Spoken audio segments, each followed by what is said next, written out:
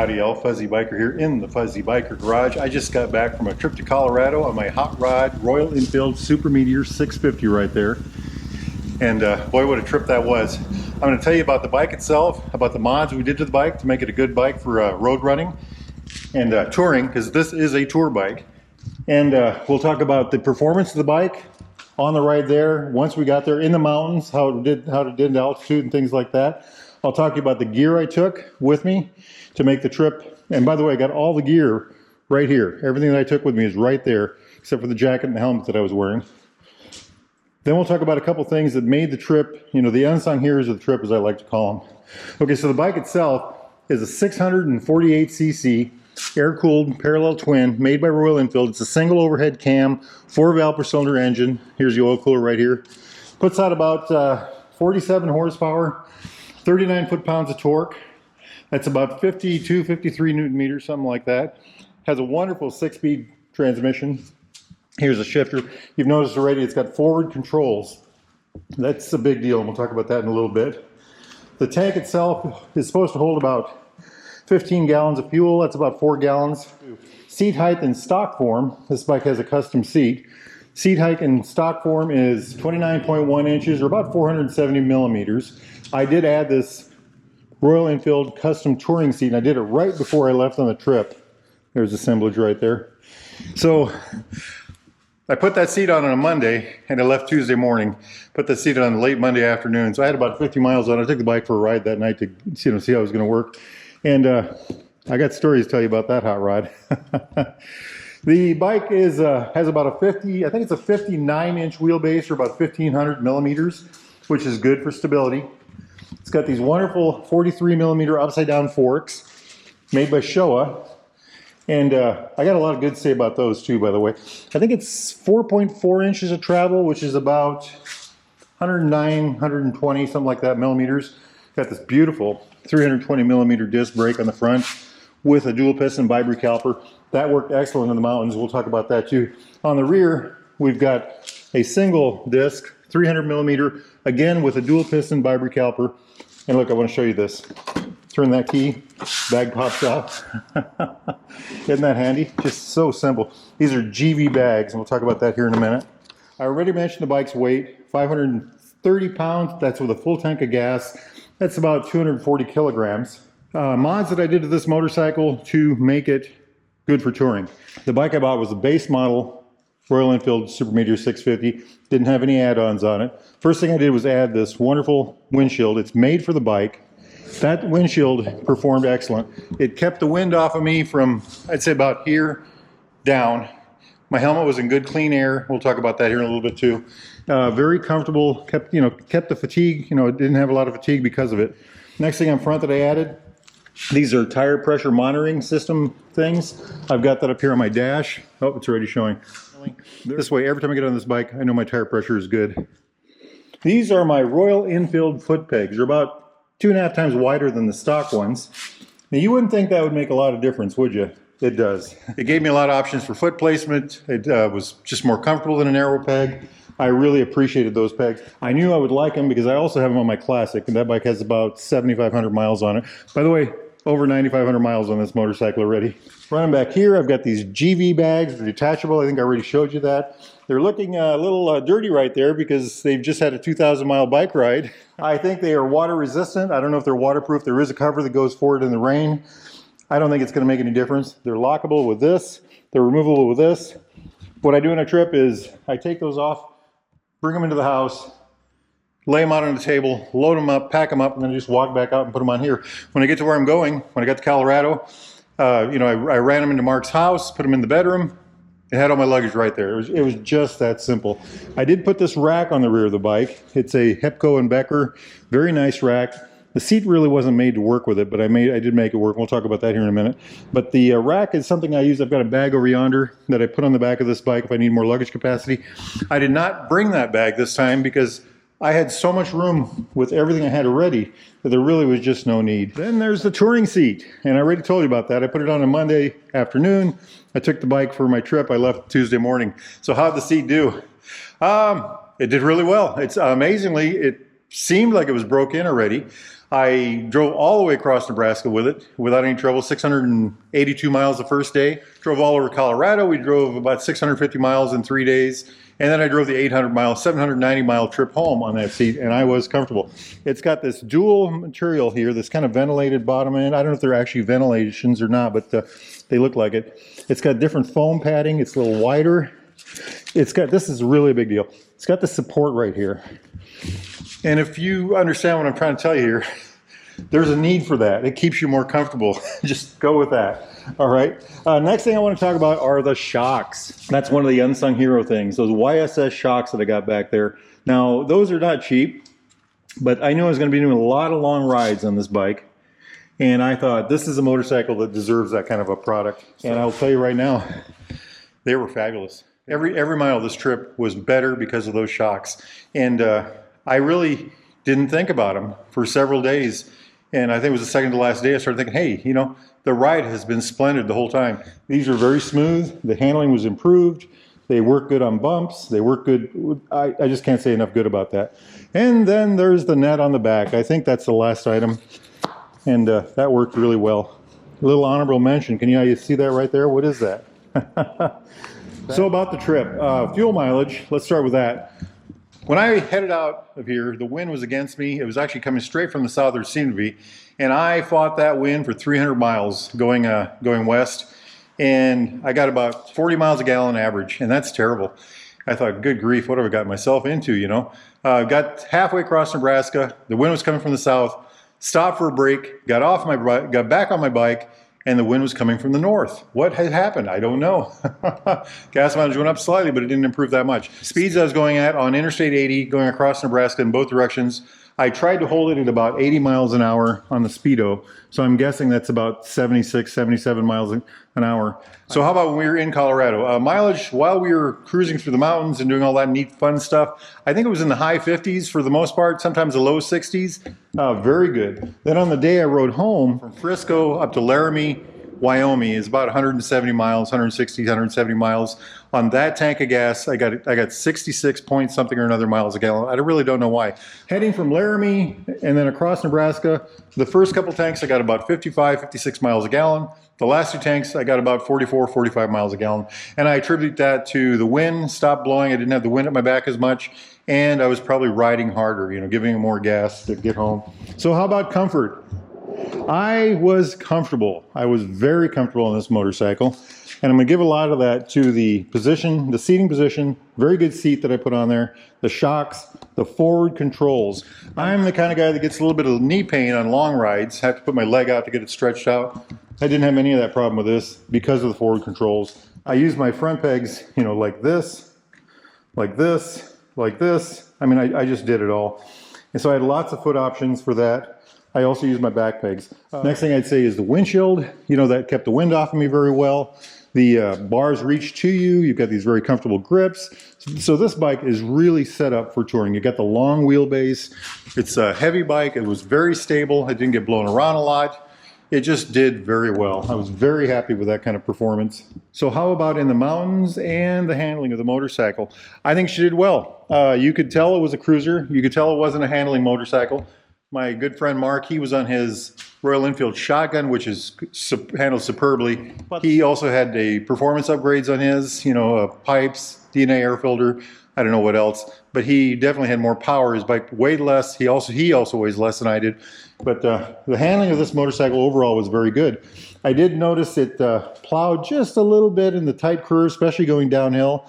The brakes worked very well on those roads. Going uphill, it was so, you know, you had to push with your arms, but you could get the handling out of it. You know, it's got this rakish front end. I have a little more rake than the shotgun does, but it worked very well. It just took a little more work. And I knew the bike would be like that. So that's kind of a compromise. You know, I got this great interstate handling for the long rides. So when I bought the bike, the idea was I was going to do these long runs across interstate, miles and miles of interstate.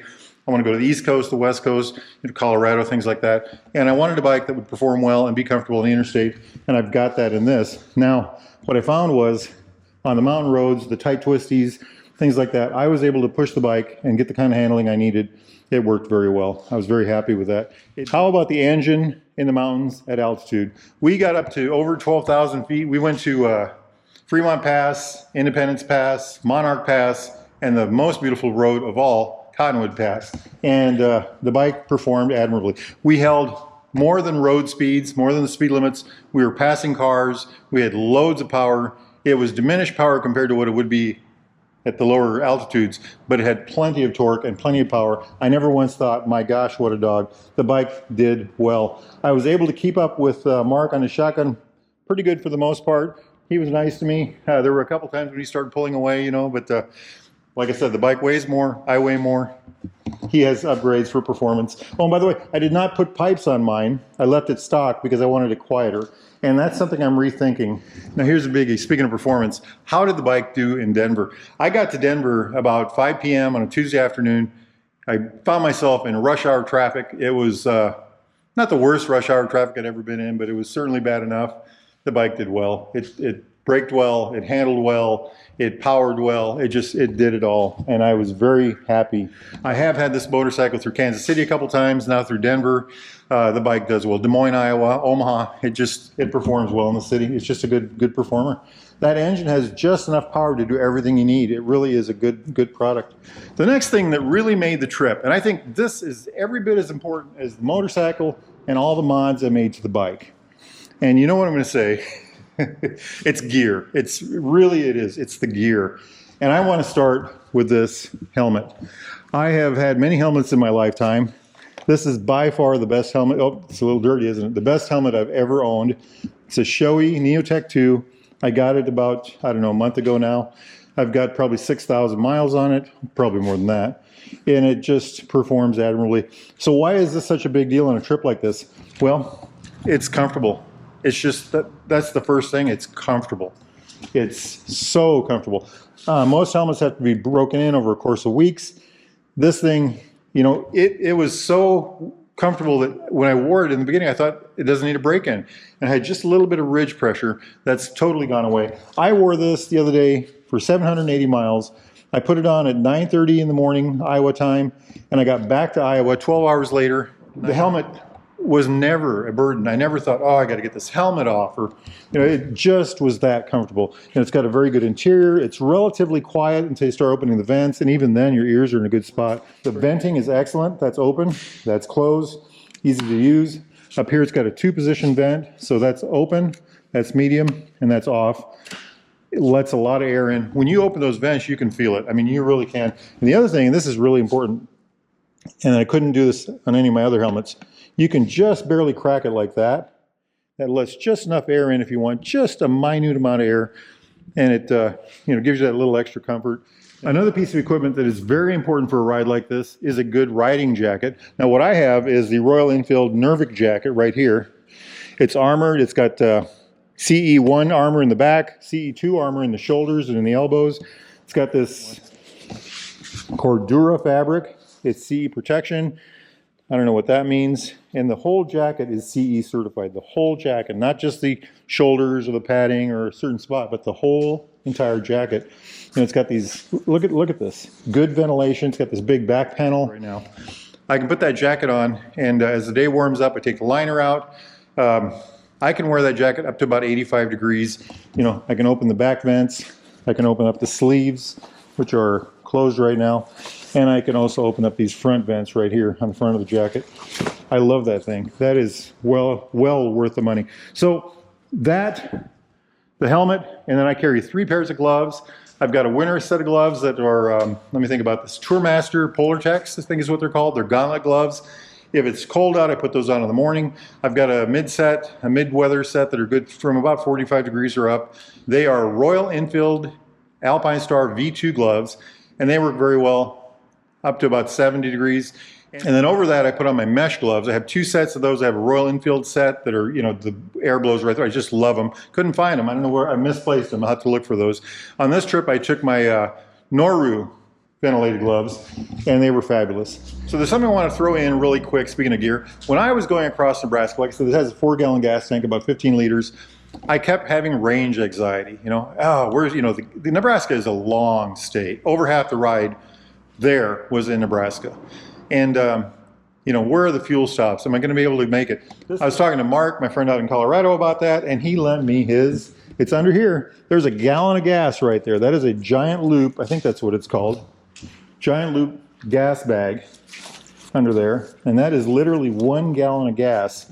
Unsung hero of the ride, the touring seat from Royal Enfield, and this absolutely fabulous YSS suspension. That really made the trip also. I think that's key to the success of the whole thing. So can this bike tour? Yes, it can. This baby, I love it. It worked very well. It worked better than I ever could have imagined. You want a good tour bike for these kind of rides? There it is, right there. I love that thing. So how about the ride? Let me tell you about the ride. Hopped on the bike, hit the interstate, it's just a couple miles down the road from here, and I stayed on that interstate all the way to Denver, and oh my gosh, what a ride that was. Nebraska is a thankless road, especially in a hard wind. I did that all the way to exit, I crossed Nebraska all the way to exit 102, I think it was, got on Highway 76, took that down, and by the way, from 76 to 70, Interstate 70, that isn't much fun either. It's a little more scenic, but not much. Got to Highway 70, took that west, and through Denver, that was, well, I told you, I got in the rush hour, and that was, the bike did well. I could have gone without it. Got past Denver, and things just started to pop. Highway 70, I've heard it before. Highway 70 is supposed to be the most beautiful interstate in the Americas, and I believe it. I mean, the parts, I went from there to Frisco. From Denver to Frisco was about 70 miles. Through the mountains, went through the Eisenhower Tunnel. Just, wow. Absolute. Driving through Colorado from Denver west on Highway 70, that is a trip in itself, and I think I'm going to check into something like that. Got to Frisco, beautiful cabin, amazing home, fabulous place, 9,200 feet I think is the altitude. 682 miles that day I think I rode. Next morning we hopped out, we did a short ride. We went to Fremont Pass, which was right across the road from what's called the Climax mine. They mine something called molybdenum or something like that. Anyway, it's some sort of metal. That was kind of neat. Then from there we went to Independence Pass, which I think was 1,000 feet higher. Now here's something you need to know when you do these things, and you need to also think that other people there are going through the same thing. I got lightheaded. We did this beautiful road. It was just amazing all the way up to the top of the pass. I could barely breathe when I got up there. Now I'm a pretty portly guy, and so it took a little effort. Had to really pay attention. Probably should have waited a day or two before we went up there. We rode down from there, got caught in a little bit of rain, headed back to Frisco, saw all kinds of neat things. The rain wasn't a problem. It was pretty good. The next day we hopped on bikes and we did this beautiful long ride. I mean, absolutely gorgeous ride. Mark he's from Colorado. He lives in Colorado. He has a house in Colorado. And he took me on, I think it was 77 and 11. We ended up in Gunnison where we had a meal at a place called The Dive. And wonderful hamburgers. The next morning, this is where it really pops. We went to a road that took us up to Cottonwood Pass. Cottonwood Pass Road. Now that was wow. We come in from the Gunnison side. I don't know the names of the highways. It's between these two mountains. It's very close together, very tight, very beautiful. The smells are fabulous. I'm wearing the world's most comfortable helmet. And I had the thing wide open because I want to smell the scenery. The speed limit was 40 miles an hour. Even at 40 miles an hour, you felt like you're going too fast because there's so much to absorb. So much, not because the roads were too curvy or too tight, but because there's so much to see and so much to absorb. And it was just, and by the way, that's another theme. The whole trip in Colorado, once I got past Denver, sensory overload. I mean to tell you, you were just, it was really soaking in. So we ride along and we come upon a herd of cattle. These two cowboys, a man and a woman, they've got horses, they've got dogs, and they are herding this herd of cattle. And so we pull over, a couple cars ahead of us, they get the herd split. A couple bulls start fighting, and the cars go on. We talk to the cowboy a little bit, and the bulls get separated. The cowboys use hand signals, give the dogs signals, the dogs go over to separate the bulls. We sat there for a little bit to let them get ahead of us. Mark and I on our bikes started going down the road, and what we found was the cattle were just kind of disappearing into the trees. Just amazing, Went up the big mountain, got to a place called Taylor Reservoir, and Taylor Park is the area. Fabulous, beautiful trails all over. You can rent ATVs, you can rent motorcycles. As a matter of fact, we're going to take our dirt bikes back there. I think we're going to try to get back there this year. Maybe when the new Himalayans come out, that'd be a lot of fun, right? Then we got to We got all the way up to the Cottonwood Pass. So Cottonwood Pass is when you get up there, it's kind of a small area. It's on the Continental Divide. But the road up to there, you know, that's just amazing. And then the road down from there is just amazing. Cottonwood Pass is also amazing. I'm not trying to minimize that, but I'm just saying, you know. Anyway, that was an amazing day. By the way, we got a hotel in Gunnison. I don't know if I mentioned that already. The next, you know, went home, back to Frisco. Wonderful night, great meal, all that neat stuff. The next morning, I had the bike all loaded up, and Mark had given me a route. By the way, Mark, an excellent motorcycle rider, terrific guide. I really appreciate every minute, every single minute, sincerely, of this trip because of him. He just did wonderful, and I thank you so much. Anyway, he got up. He had given me a route on Highway 9 to Highway 40 to Highway 14 to 125 to 127, I'm sorry, and into Wyoming on 230.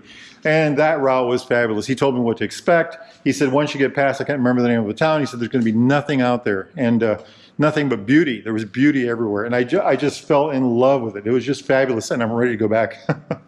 Why did I leave, right? So, got into Wyoming, crossed the line, and immediately there was a sign that said, steep grade. There's some cloud mounds or something like that. Steep grade, you know, use low gear, blah, blah, blah. And then there was another sign, not just shortly past that, it said, cows on road, be careful, you know, basically. It's like, oh my gosh, you know. And then there was a falling rock sign, you know, and by the way, falling rock signs everywhere in Colorado. There were so many falling rock signs, I started to think, is this a town that, you know, we're trying, you know, anyway. So now I've got my steep grade signs, I've got my cattle signs, I've got my falling rock signs. I am waiting for a Sasquatch sign or a Bigfoot sign, you know, it was just amazing. Anyway, these roads were windy, beautiful, amazing views. Just incredible roads. Got to the bottom, big wide open area all the way to Laramie. Got to Laramie, got some juice. Did a little drive around Laramie, you know, checked it out. Interesting little town. Apparently there's some good restaurants there. Maybe I should have stopped. Got on the Interstate 80, and Interstate 80 from Laramie going east is pretty dramatic scenery. I guess that's the best way to put it. The first 100 miles of Nebraska isn't bad, you know, from the west side going east. You know, it slowly, and then after that, it just, I'm going to tell you right now, driving across Nebraska should be a form of punishment. Oh, you were bad. You must get in this car that only goes 50 miles an hour or 60 miles an hour and drive across Nebraska in one shot. That is a torturous route. The Interstate 80 is, let me think about this, 454 miles long. I drove every inch of that in one day. So got back to Iowa that night and got home, and boy, was I wore out, but did 780 miles that day. The whole trip, I did 7 miles short of 2,000 miles, so that'd be 1,993 miles, a little more than that, you know, by tenths. And I just had a ball. And the bike, it toured so well. It toured so well. It did everything I could ever have hoped for. It did more than that. It was just a fabulous machine for the ride. I am so impressed with this motorcycle. So did I at any time think I had the wrong bike? Going out there, fighting the winds to Nebraska, I was tired and wore out, and I thought, oh my gosh, what a battle it has been. And it wasn't that bad. I've been in worse wind wars, you know, on motorcycle, but I was tired. But as soon as I started riding Colorado, and especially on the ride home, like I said, this bike is the right bike. I bought the right bike. I want an Interceptor so bad. That's an Interceptor right there. But I think I did the right thing in buying this particular motorcycle. And I really love this thing. I got 9,500 miles on it now. It performs admirably. It just seems to do everything I ever wanted, you know, and I really appreciate Baxter Cycle. Those guys are just good rides. If y'all are in the market for a newer used Royal Enfield like this one, need a Triumph, classic British motorcycle of any type, parts, accessories, thingamajigs, doodads, build your own touring bike like this one, or maybe an Interceptor like that one, or a nifty 350 like that one, or a classic British bike like this one, or a nifty dirt bike like that one over yonder, which I'm going to work on today. Just cleaned it up. I haven't done that yet since my trip over to South Dakota. Get yourself over to Baxter Cycle in the mighty metropolis of Marnie, Iowa. Or go to baxtercycle.com. Tell those fine folks that Fuzzy, that's me, Fuzzy Biker sent you. You send them a note, an email, a text, or anything like that. Facebook page, Baxter Cycle's Facebook page. Give them a big wahoo! Life is good, my friends. Life is good. Now, get out there and ride. Wahoo! Yippee-yi-yay! Yippee-yi-yo! Down the road we go! Beautiful, beautiful machine. Turn the radio on. Turn the radio on. Turn the radio on. Turn the radio on. Turn the radio on. Turn the radio on. Turn the radio on. Turn the radio on.